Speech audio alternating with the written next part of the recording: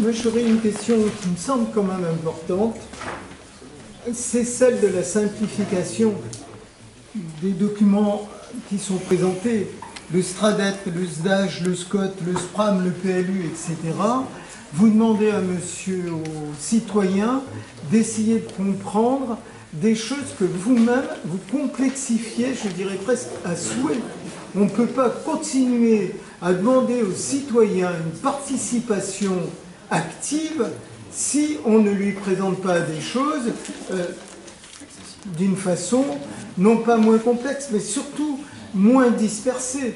Ne pourrait-on pas avoir un document de synthèse unique qui, au lieu, par exemple, je prends le plus de la métropole Nice-Côte d'Azur, qui fait plus de 500 pages, on ne pourrait pas avoir des synthèses plus simplifiées pour ces documents et une présentation unique?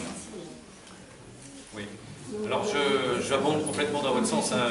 D'ailleurs, sur notre site, le site de la DIRM, vous avez un document qui fait 40 pages et qui en fait, est une synthèse du DSF. Parce que le DSF, je n'ai pas compté le nombre de pages, mais c'est à peu près ça. Quoi, hein. Donc, on avait eu ce souci de le rendre accessible au plus grand nombre, et c'est pour ça que dès le départ, on avait commandé une version synthétique.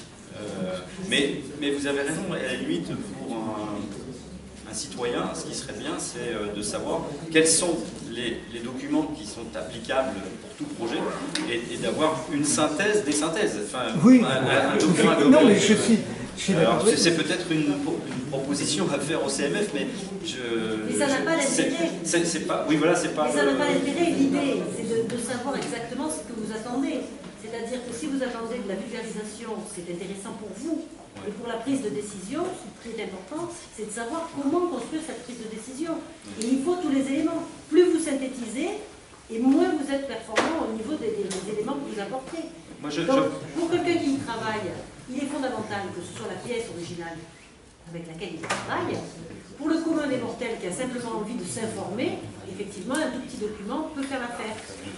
Mais ça n'a pas d'intérêt technique à ce moment-là. C'est-à-dire que ça a un intérêt intellectuel pour ceux qui ont envie de se renseigner, mais ça n'a pas un intérêt technique pour pouvoir travailler avec. Oui, mais entre un document de 500 pages et quelque chose d'une centaine de pages, il y a une différence. Est-ce que je peux vous proposer de poursuivre cette conversation avec Madame Le Guen? Ah oui, parce que là, c'est